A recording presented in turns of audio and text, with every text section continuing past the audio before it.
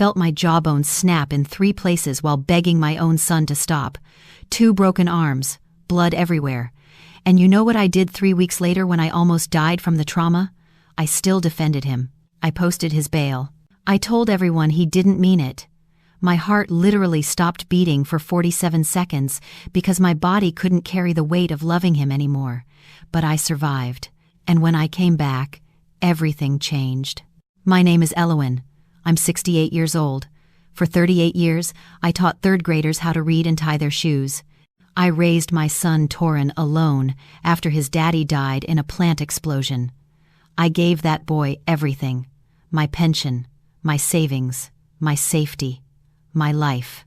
And he repaid me by shattering my face at 2 a.m. because I had no more money to give him. Here's what nobody tells you about loving an addict, about loving a violent son. They don't tell you that your own body will give up before your heart does. They don't tell you that you'll crawl across the floor with broken bones still whispering, "Baby, it's mommy," while he kicks you. They don't tell you that even after all that, you'll empty your bank account to bail him out because somewhere deep inside you still see that gap-toothed 7-year-old who brought you dandelions. I almost became another statistic. Another mother who loved her child straight into the grave. But something happened in those 47 seconds when my heart stopped.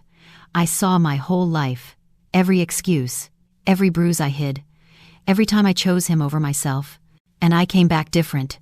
This is the story of how I survived my own son, how I finally learned that you can love someone and still walk away, how I'm still here, still breathing, still fighting to warn other mothers before it's too late. Before we continue, hit that subscribe button right now. I need you to hear this whole story, and drop a comment telling me what time it is where you're watching from, and what city you're in. I want to know who's listening. Now let me tell you how this nightmare started. I grew up in Willow Ridge, Ohio, small town, ranch house with vinyl siding and tomato plants in the backyard, American flag on the porch, the kind of neighborhood where everyone waves and pretends they're family until something goes wrong. I taught 3rd grade for 38 years, watched hundreds of kids learn to read, tie their shoes, solve their first math problems. I loved every single one of them. But my favorite student was always waiting for me at home. Torin, my son. My whole world after his daddy died. The plant explosion happened on a Tuesday. Torin was 7 years old. One minute he had a father who taught him how to throw a baseball. The next minute he was crying in my lap asking why daddy wasn't coming home. I held him that night and made a promise. I would be enough for both of us. I would love him so hard he'd never feel that loss again. And I tried. God, I tried. He was this gap-toothed little boy with eyes that lit up like Christmas morning. He'd bring me dandelions from the yard like they were roses. We'd build Lego spaceships on the living room floor for hours. I worked 2 jobs to keep us afloat, but I never missed a soccer game. Never missed a parent-teacher conference. I saved every finger painting, every spelling test, every birthday card he made me. At night, I'd read him bedtime stories until he fell asleep with his little hand wrapped around mine. That boy was everything. I believed love could fix anything. That if I just loved him enough, worked hard enough, sacrificed enough, he'd grow up whole. He'd be okay. We'd be okay. The first crack appeared in 5th grade. The principal called me in because Torin had been fighting, gave another kid a black eye over something stupid on the playground. I sat across from that principal's desk and heard myself say the words that would become my pattern for the next 20 years. He's just grieving his daddy. He's acting out because he's hurt inside. He needs more love, not punishment. The principal gave me this look, like she wanted to say something but didn't. She suspended him for 3 days. I took him for ice cream on the way home and told him everything would be fine. That I understood. That mommy would always be on his side. I see that moment so differently now. That wasn't love. That was the beginning of teaching him that his pain excused everything, that my love had no boundaries, that he could hurt people and I'd still make excuses. But back then, I just saw my little boy who missed his daddy, and I thought my love could heal that wound. I was wrong about so many things. By the time Torin hit 15, I'd become an expert at lying to myself. The school found pills in his backpack. Not his, he swore. Someone planted them. I believed him because the alternative meant admitting my baby was using drugs. I sat in the principal's office again, older now, more tired, saying the exact same words. He's hurting. He needs help, not punishment. The principal didn't even argue with me anymore, just handed me the suspension papers and shook her head. Then came the bar fight when he was 19. Beat a man bloody outside the liquor store over nothing. The cops arrested him. I drove to the station at midnight, posted bail with money I didn't have, and held his hand in the car while he cried. Told me he was sorry. Told me it wouldn't happen again. I wanted so badly to believe those tears were real. The judge gave him probation. I stood up in that courtroom and promised I'd keep him on track this time. The judge looked at me the same way the principal had, like she knew something I refused to see. My neighbor, Morwenna, started showing up at my door more often. She'd lived next to me for 12 years, retired nurse, kind eyes. She'd bring over coffee and sit at my kitchen table, and one morning she just said it plain. That look in his eyes scares me, honey. You don't owe him your safety. I laughed it off, told her she didn't understand, that Torin just needed more time, more support, that I was all he had in this world, and what kind of mother abandons her son when he's struggling. She touched my hand across the table. Her voice got real quiet. Elowen, I've seen this before. In the emergency room. Please just think about what I'm saying. I pulled my hand away. Changed the subject. Made more excuses. The first time he actually hurt me, I didn't even recognize it as violence. We were arguing about money he'd taken from my purse. He shoved me. Not hard. Just enough to make me stumble backward into the counter. My hip caught the edge. Left a bruise the size of a grapefruit. I wore long pants for 2 weeks. Dr. Branwyn noticed at my checkup the next month. She'd been my doctor for 20 years. Knew me better than almost anyone. She was doing a routine exam when she saw the bruise on my shoulder. Fresh one this time. From when Torin slammed a cabinet door and I didn't move fast enough. How'd you get this, Elowen? I fell down the porch steps. The lie came out so smooth I almost believed it myself. Dr. Branwyn stopped writing notes. Looked me dead in the eyes. Her face changed. Got sad in a way that made my chest tight. You don't have to protect him, she said soft. Whatever's happening, you don't deserve it. I'm fine. Really. Just clumsy lately. She didn't push. Just handed me a card for a domestic violence hotline and squeezed my hand. I threw the card away in the parking lot before I even got to my car. Here's what kills me looking back. I could spot a troubled kid from across my classroom in 2 seconds. Could see the signs of abuse, neglect, trauma in every student who walked through my door. Knew exactly what to do, who to call, how to help. But when it came to my own son, I was blind. Completely blind. Standing in that courtroom promising the judge I'd fix him, I actually believed I could, that my love was enough, that if I just tried harder, sacrificed more, held on tighter, everything would turn around. I had no idea how much darker it was about to get. The phone call came 2 years ago. Torin was in rehab again. 3rd time. His voice sounded different. Clear. Hopeful. Mom, I'm ready to change. I just need one more chance. I swear, this time is different. My heart jumped. This was it. This was the moment I'd been praying for. My baby was finally coming home to me. The rehab needed payment up front. $127,000. My entire teacher's pension. Everything I'd saved for 38 years. My retirement. My security. My future. I signed the papers without thinking twice. What's money compared to saving your child's life? I cleaned his old room top to bottom. Bought new sheets, stocked the fridge with all his favorite foods, made his bed the way he liked it as a kid, tight corners, extra pillow. I kept looking at that empty room, thinking about how different things would be this time. 3 weeks later, the rehab called. Torin had left, just walked out during free time and never came back. $127,000 for 3 weeks. He showed up at my door the next day with a backpack, and that smile I remembered. I'm sorry, Mom. I just needed to come home to you. Being there without you felt wrong. I let him in, hugged him, told him we'd figure it out together. But that hug felt off. Too quick. His arms barely touched me before he pulled away, and his eyes started moving around the house. Like he was taking inventory, calculating. Within an hour, he asked for money. Just $100, Mom. To get some clothes, some basic stuff. I gave it to him. The next day he needed $200, then $300. Then he was going through my purse when he thought I was sleeping. Morwenna came over one morning, saw him yelling at me in the driveway over car keys. She pulled me aside later, her face all tight with worry. "Elowen, I'm begging you. My couch is always open. You can stay with me anytime, please." I smiled at her, patted her hand. "He's all I've got left in this world, Morwenna. I can't just give up on him." She walked away, shaking her head. That night, Torin started in on me different. "You never really believed in me, did you? That's why I can't stay clean. Because you never had faith. You're just like everyone else. And Dad, he'd be so disappointed in you for not supporting me. He knew exactly where to dig the knife, bringing up his father, my dead husband, making me feel like I was failing both of them." I apologized. Actually apologized for not believing in him enough. Later that night, I couldn't sleep. My bedroom shares a wall with his. I heard him on the phone. His voice was ice cold, nothing like the son who'd hugged me hours before. "Yeah, she's good for at least another few grand. Old lady's got money hidden somewhere. I just gotta work her right."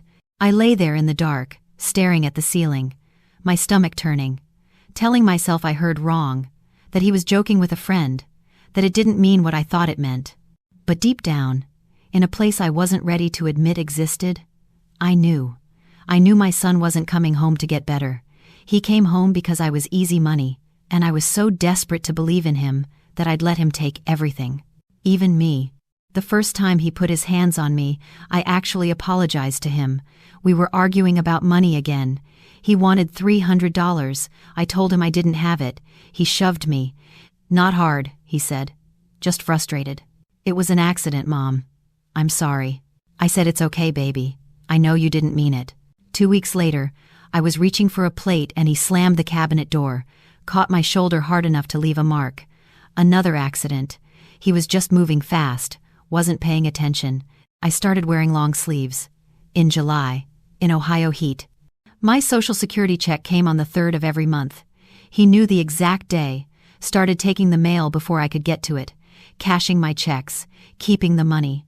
When I asked him about it, he'd explode. "You think I'm stealing from you? After everything you've done to me? After ruining my life?" I lived on oatmeal. Morning, noon, and night. Lost 15 pounds in 2 months. Morwenna heard the yelling through our shared wall, started leaving casseroles on my doorstep, wouldn't even knock anymore, just left the food and walked away. I knew she was scared for me. I was scared too, but I couldn't admit it. At church, I smiled, shook hands, asked about people's grandkids, wore makeup thick enough to hide the fingerprints on my arm. Nobody asked, or maybe they didn't want to know. I kept baking his favorite apple pie, every Sunday, thinking maybe the smell would remind him of being little. Maybe today he'd look at me and remember I'm his mother. He ate the pie without looking at me once. I learned to read his moods like checking the weather before leaving the house. The way he walked in the door told me everything. Heavy steps meant danger. I'd make myself smaller, quieter. I'd become invisible if I could. Dr. Branwen called me in for my regular checkup. I almost canceled. Didn't want her to see, but I needed my blood pressure medication refilled. She took one look at my arms and her whole face changed. "These bruises aren't from a fall, Elowen." I opened my mouth to lie. Nothing came out. She held my hand, pressed a card into my palm. Domestic Violence Hotline. Her voice was gentle but firm. "You deserve better than this. Please call them." I walked out to my car, sat in the parking lot, stared at that card for 10 minutes. Then I tore it into tiny pieces and threw it in the trash can by the door. What kind of mother gives up on her only child? What kind of mother calls the police on her own son? He's not a monster. He's sick. He's hurting. He needs me. That night, I stood at my kitchen sink washing dishes. My hands were shaking so bad I dropped a glass. It shattered on the floor. I didn't even bend down to pick it up, just stood there staring at the pieces. Torin was in the next room. I could hear him moving around. My whole body was tense, waiting, listening. I realized something that made my blood run cold. I was afraid to go to sleep in my own house, afraid to close my eyes, afraid to let my guard down for even a second. This was my home, the place where I raised him, where I read him bedtime stories and kissed his scraped knees and taught him how to be a good person. And now I was a prisoner here, afraid of my own child. but I still couldn't leave. Because leaving meant admitting I'd failed, and I wasn't ready to admit that yet. 2 in the morning. I was already awake, couldn't sleep anymore in that house. I heard the front door slam open so hard it hit the wall. His footsteps were heavy. Wrong. Dangerous. Torin came into the living room, and I knew immediately something terrible was about to happen. His eyes were black, pupils huge. He was sweating, shaking. "Where's the money? Where are you hiding it?" "There's nothing left. You took it all." My voice was barely a whisper. He crossed the room in 3 steps, grabbed both my arms at the same time, and twisted. I heard the snap. Both bones, at the exact same time, like dry branches breaking. The pain was so big I couldn't even process it. My brain couldn't understand what was happening. I screamed. He didn't stop. His fist hit my face. Once, twice. I felt my jaw explode. Actually felt it shatter into pieces inside my mouth. Blood poured out. I couldn't close my mouth, couldn't make words. Just this horrible gurgling sound. I went down, hit the floor hard, started crawling. Don't even know where I thought I was going. Just animal instinct trying to get away. "Torin, baby, it's Mommy." The words came out broken. Wet. "Please. It's me. Please stop." His boot connected with my ribs. The air left my body. "You never loved me anyway." His voice was so cold, like talking to a stranger. "You just wanted to control me, make me feel guilty. Well, I'm done feeling guilty." I was on my back now. Looking up, the family photos were still on the wall. His 2nd grade picture. That gap-toothed smile, those bright eyes. 7 years old and so full of hope. That little boy was looking down at me while this man destroyed me on the same carpet where we used to build Lego spaceships together. Everything started going dark around the edges. My vision closing in like a tunnel. I genuinely thought, this is it. This is how I die. Beaten to death by my own son in the house where I raised him. The last thing I remember thinking was, I'm sorry. I'm sorry I couldn't save you. Then everything went black. I woke up to sirens, Morwenna's voice crying, bright lights, hands lifting me, pain everywhere. So much pain I wanted to die just to make it stop. Detective Garrick's face above me. "Can you tell me what happened, ma'am?" I tried to shake my head. Couldn't move. My jaw wouldn't work. Everything was broken. They arrested Torin right there in the front yard. Barefoot, still screaming, saying things about me I can't even repeat. 9 days in the hospital. Jaw wired shut with metal. Arms in casts. Couldn't feed myself. Couldn't brush my teeth. Couldn't do anything. The worst part wasn't the physical pain. It was lying there alone at night realizing that my son, the baby I carried and loved and sacrificed everything for, had tried to kill me, and part of me still wanted to protect him. That's how twisted my brain had become. Even after he shattered my bones and left me for dead, I was still making excuses in my head, still telling myself he didn't mean it, still believing love could fix this. I didn't know yet that it would take dying to finally wake me up. Morwenna saved my life that night. She heard everything through her window, called 911 while I was still on the floor. The paramedics told me later if she'd waited even 5 more minutes, I might not have made it. Detective Garrick rode in the ambulance with me, kept asking questions I couldn't answer because my jaw was destroyed. I just kept making these awful choking sounds trying to talk. They arrested Torin in the front yard. He was barefoot, still yelling, blaming me for calling the cops even though I didn't, even though I was unconscious. The hospital became my prison for 9 days. Metal plates and screws holding my jaw together, wired shut so tight I could barely get a straw between my teeth, both arms in casts up to my elbows. I couldn't feed myself, couldn't bathe myself, couldn't even wipe my own tears. I stared at those white ceiling tiles for hours, replaying everything, trying to figure out where I went wrong, what I could have done differently. On day 5, the prosecutor came. Her name was Sarah. She had kind eyes, but they looked so tired. She sat down next to my bed and didn't waste time. "Mrs. Elowin, I need you to listen to me. He will kill you if you post his bail. I've seen this exact story 100 times. Please don't be another statistic." I tried to shake my head but couldn't move. Wrote on a pad of paper with my left hand because my right was broken. He didn't mean it. He was high. He needs help, not jail. Sarah's whole face fell. Like I'd just stabbed her. Then I can't save you. Nobody can save you if you won't save yourself. She told me the charges. Felony assault with great bodily injury. Could get him 15 years. The bail was set at $50,000. After she left, I thought about what she said. For maybe 10 minutes I actually considered it, letting him sit in jail, letting the system handle it, finally putting myself first. Then I thought about him in a cell. Alone, scared, thinking his mother abandoned him. I emptied my savings account. What little was left. Sold my car to a neighbor for cash. Borrowed $5,000 from my credit union against the house. Morwenna found me in the hospital hallway signing the paperwork. My left hand was shaking so bad I could barely hold the pen. She started crying. Not loud, just quiet tears running down her face. Elowen, please. Please don't do this. I looked at her. Tried to smile, but my face wouldn't work right. Because I'm his mother. That's what mothers do. She walked away. Didn't say another word. Just walked away crying. I posted the bail. They released him that afternoon. Detective Garrick pulled me aside before I left the hospital. Told me straight. He's going to hurt you again. Maybe next time you won't wake up. I thanked him for his concern. Got in the car, Morwenna drove for me because I couldn't drive. Went home to that empty house. Sarah, the prosecutor, called me that night. Her voice was flat, defeated. He got probation with anger management classes. Judge thought jail time was too harsh for a first offense. First offense. Like all those years of hurting me didn't count because I never reported them. I hung up the phone and sat in my living room. Blood stains still on the carpet, my broken body, my empty bank account, my son free to do whatever he wanted. And I still believed I'd made the right choice. Still believed my love would save him, eventually. I had no idea I was about to pay for that belief with my life. Coming home from the hospital felt like walking into a grave. The blood was still on the carpet.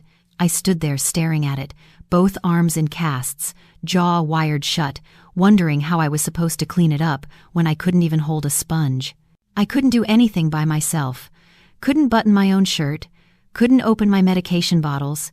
Couldn't cut food even though I could barely eat anyway because my jaw was locked. I had to drink all my meals through a straw, and even that hurt. Morwenna came every day. Brought soup, helped me shower, dressed me like I was a child. She never said a word about Torin, just did what needed doing with her mouth pressed in a tight line. I could feel her judgment hanging in the air between us, but I was too tired to defend myself anymore. My neighbors started crossing the street when they saw me. Literally crossing to the other side to avoid talking to me. The other teachers from school stopped calling. At first, they'd check in, leave messages, then nothing. Radio silence. I was completely alone. Torin never showed up to a single anger management class. I know because the court sent me the attendance reports. 0 out of 12 sessions. But I kept telling myself the system failed him. If they'd just kept him in rehab longer. If they'd given him better support. He just needs more time. I found his second-grade picture in a drawer. That gap-toothed smile. Those bright, innocent eyes. I'd sit there holding it with my broken hand, trying to make sense of how that little boy turned into the man who shattered my bones. Where did I lose him? What did I do wrong? The physical pain was bad. The jaw hurt constantly. My arms throbbed. But the emotional pain was so much worse. I'd lie awake at night hearing my own voice in my head. Baby, it's Mommy. Please. Over and over. That moment replayed constantly. I couldn't make it stop. My body started doing strange things. My heart would suddenly race for no reason. Just sitting there and boom, it felt like my chest was going to explode. I'd get dizzy, couldn't catch my breath. Thought I was having a heart attack, but then it would pass. I didn't know those were panic attacks. Didn't know my body was screaming at me to wake up. I stopped sleeping, maybe 2 hours a night. Just laying there in the dark, jumping at every sound, terrified he'd come back. But also hoping he would, hoping he'd knock on the door and say he was sorry, that he'd get help, that we could fix this. 3 weeks went by like that. Getting weaker, losing more weight. My tomato plants died because I couldn't water them properly with casts on both arms. Then one afternoon I was sitting in my recliner. Same chair where I used to read Torin bedtime stories when he was little. I was holding that school picture again. My chest started getting tight, different from the panic attacks, heavier, like someone was sitting on me. My left arm went numb. I looked down at that little boy's face in the photo, his smile, his missing teeth, and I thought maybe this is what I deserve for failing him. Maybe this is my punishment for not being a good enough mother. Maybe I should have loved him better, tried harder, sacrificed more. My vision started tunneling, the room spinning. I remember thinking, I hope Morwenna finds me soon. I don't want to be here alone too long. Then, everything went black. I died for 47 seconds. That's what the doctors told me later.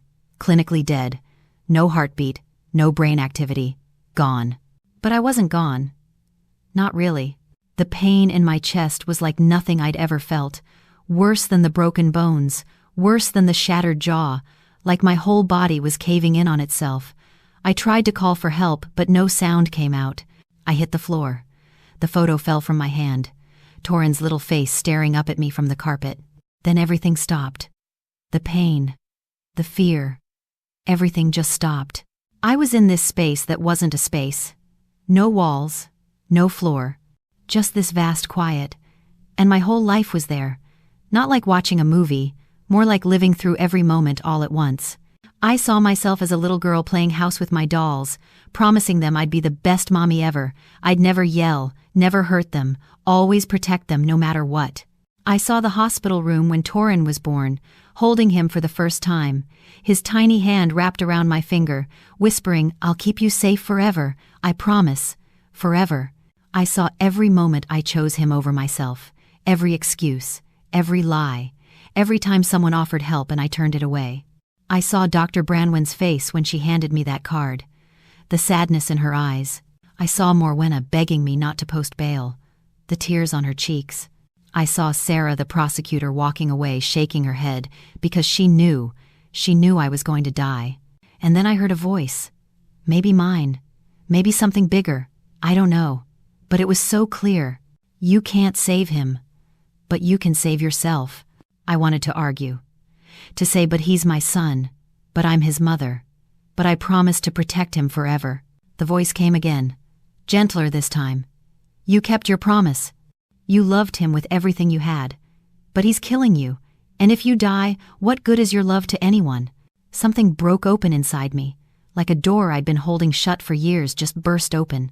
I saw the truth. Finally saw it. Clear as daylight. My son was going to kill me. Not tomorrow, not next month, but soon. And no amount of love was going to change that. Then I felt the shock. Like lightning through my chest.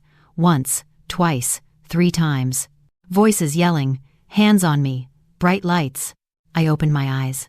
Morwenna's face above me, crying so hard she could barely breathe. Oh, thank God. Thank God. Paramedics everywhere, machines beeping. Someone saying we got her back. They rushed me to the hospital, put me in intensive care, wired me up to monitors. The doctor came in hours later, her face serious. Mrs. Elowin, your heart gave out. The stress and trauma caused it to literally stop functioning. If this happens again, you won't survive. Do you understand what I'm saying? I understood. My body was done. It couldn't carry this anymore.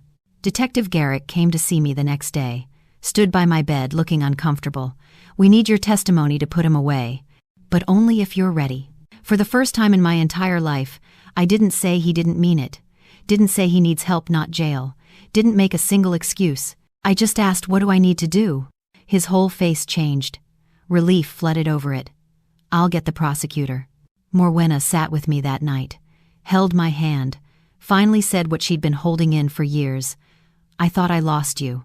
I thought he finally killed you, and I'd have to live knowing I couldn't save you. You did save me. Just now. By calling 911. She shook her head.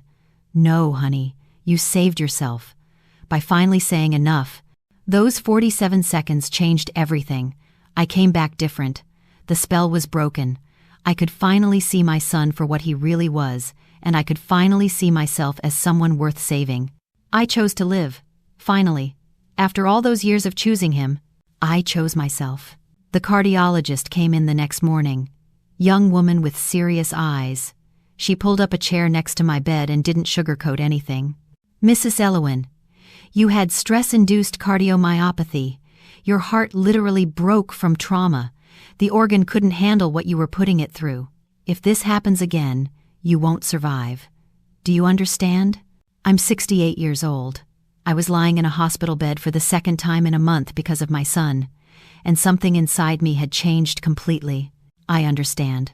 Sarah, the prosecutor, came that afternoon, sat down, looked at me different than before, like she was seeing someone new. We can keep him locked up if you testify, but I need to know you're really ready this time. I didn't cry, didn't make excuses, just asked, what do I need to do? She actually smiled. First time I'd seen her smile. Pulled out paperwork, started explaining the process. Writing my victim impact statement was the hardest thing I've ever done. My hand shook so bad I could barely hold the pen, but I wrote every detail, every broken bone, every lie I told myself, every moment I chose him over my own survival. Morwenna helped me pack. We didn't talk much, just folded clothes, wrapped dishes, packed boxes. When we got to his old bedroom, I stopped in the doorway. His second-grade photo was still on the dresser, that gap-toothed smile looking at me. I picked it up, stared at it for a long time. Then I placed it face down in the drawer and closed it. Morwenna touched my shoulder. You okay? I'm not abandoning him. I'm saving myself. She hugged me so tight I could barely breathe. The apartment was small, one bedroom, across town, far enough that he couldn't just show up, close enough to Morwenna that I wasn't alone. I filed the restraining order that week, blocked his number, started seeing a therapist twice a week, a woman who specialized in trauma and family violence. The first night in that apartment, I couldn't sleep, kept listening for footsteps, for the front door, for his voice. But there was nothing, just quiet, safe, painful, lonely quiet. Around midnight, I realized something. I wasn't scared. For the first time in 2 years, I wasn't afraid in my own home. I cried then. Not sad tears. Something else. Relief maybe. Or grief. Or both. Leaving that house meant leaving everything.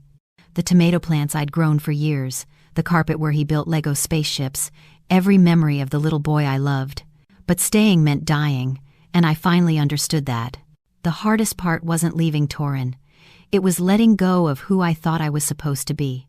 The perfect mother. The one who never gives up, the one whose love conquers all. Turns out that mother was killing me. The real mother, the one who survived, she learned something nobody tells you. You can love your child and still walk away. You can be a good mother and still choose to live. Those two things aren't opposites. Sometimes they're the same thing. I spent 68 years believing love meant sacrifice, that being a mother meant giving everything, even your life, for your child. I was wrong. Real love includes boundaries. Real love includes saying no. Real love includes saving yourself when the other person is drowning and pulling you under. I'm not a hero. I'm just a woman who almost died before learning that lesson. But I'm here now, alive, breathing, free. And if you're listening to this, if you're making the excuses I made, loving someone who's hurting you, thinking your love will fix them, hear me clearly, it won't. And you deserve to survive. 6 months later, I walked into that courtroom with my jaw healed but still clicking every time I opened my mouth. My arms were out of casts, but they ached when it rained. My body would never be the same, but neither would I. Torin sat across the room in an orange jumpsuit, handcuffs, guards on both sides. He stared at me with pure hate, the kind of look that used to make me crumble, make me apologize, make me take it all back. Not today. The judge asked if I wanted to read my victim impact statement. I stood up. My legs shook, but I stood. Sarah handed me the papers. 3 pages I'd rewritten a dozen times. My hand trembled as I started reading. I described everything. The bones breaking, the blood, crawling across the floor begging, "Baby, please, it's mommy." The 9 days in the hospital. The choice to post bail even when everyone told me he'd kill me next time. I described my heart stopping, being dead for 47 seconds, coming back different. Then I looked up from the paper, looked right at Torin, and said the words I'd practiced 1,000 times. I love my son. I always will. But I finally understand that my love can't save him. And trying to save him was killing me. So I'm here today to save myself. The courtroom was completely silent. Even the judge had tears in her eyes. Torin's face twisted up, started yelling, "You're lying! You never loved me! You're doing this to punish me!" The guards told him to be quiet. He kept screaming. The judge banged her gavel. "Mr. Torin, one more outburst, and you'll be removed from this courtroom." She looked at me then. Her voice was gentle. "Thank you, Mrs. Elowen. That took incredible courage. You may sit down." I sat. Morwenna grabbed my hand and squeezed. The judge read the sentence. 6 years in state prison, no early parole, mandatory therapy and anger management, permanent restraining order upon release. 6 years. Part of me felt relief. 6 years of safety, 6 years of healing, 6 years where I didn't have to look over my shoulder. Part of me felt like I'd failed him one last time. As the guards stood him up to take him away, Torin turned to me, his face red, spit flying from his mouth. "You're supposed to love me no matter what. That's what mothers do. You're supposed to never give up." I stood up slowly, looked him right in the eyes, and said something I'd never said before. "I do love you. I always will. But I love myself too now." He lunged toward me. The guards grabbed him, dragged him out screaming while he fought them every step. The doors closed. The screaming faded, and then it was just quiet. Sarah walked over, put her hand on my shoulder. "You did good, Elowen. Really good." Morwenna was crying, happy tears this time. "I'm so proud of you." We walked out of that courthouse together. The sun was shining, real bright and warm. I stopped on the steps and just breathed it in. The air felt different, cleaner somehow.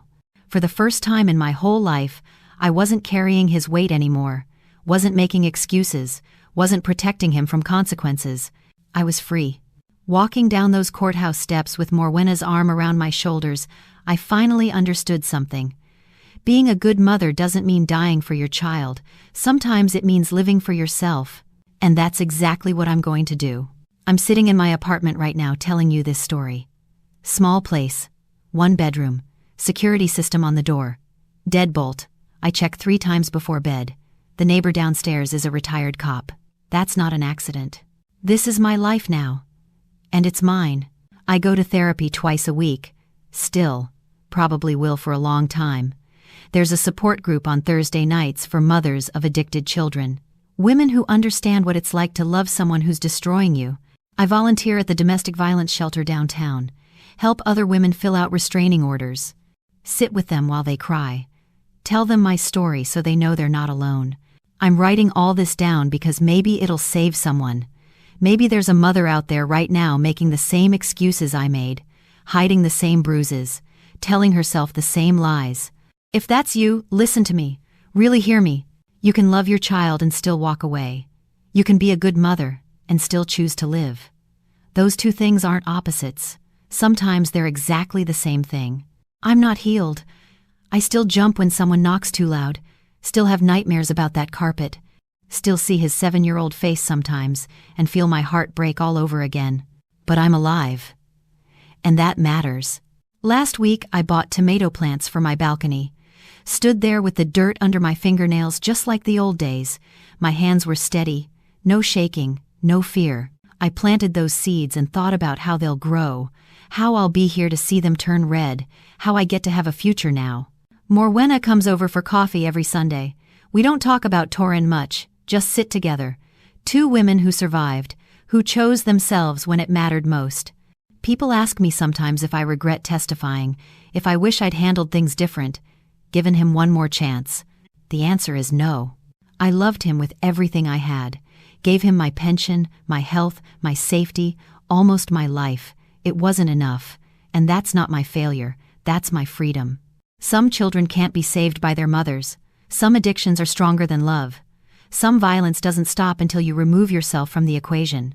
I learned that the hardest way possible. But I learned it, and now I'm here, still breathing, still fighting, still choosing myself every single day. My jaw clicks when I eat, my arms ache in the cold. I have scars that'll never fade.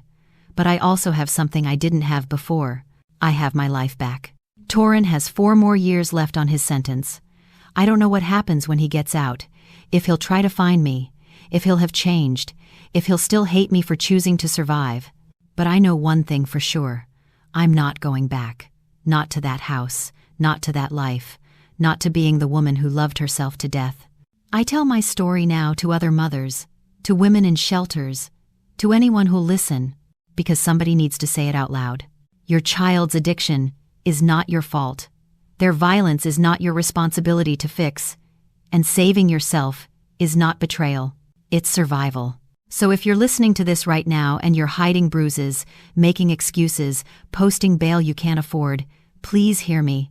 Your love can't fix them, but walking away might save you, and you deserve to be saved. I'm Elowen. I'm 68 years old. I almost died loving my son, but I didn't die, and every day I wake up in this little apartment is a day I chose right. That's my story. Now here's my question for you. Drop it in the comments because I really want to know. If someone you love is hurting you, destroying you, pulling you under, at what point does staying become the wrong choice? When does love stop being love and start being suicide? Where's that line for you? Because I couldn't see it until I was already dead. Don't wait that long. Please, tell me where you think that line is. Let's talk about it. Because maybe together we can save someone who's standing right where I was. Hit subscribe if this story meant something to you.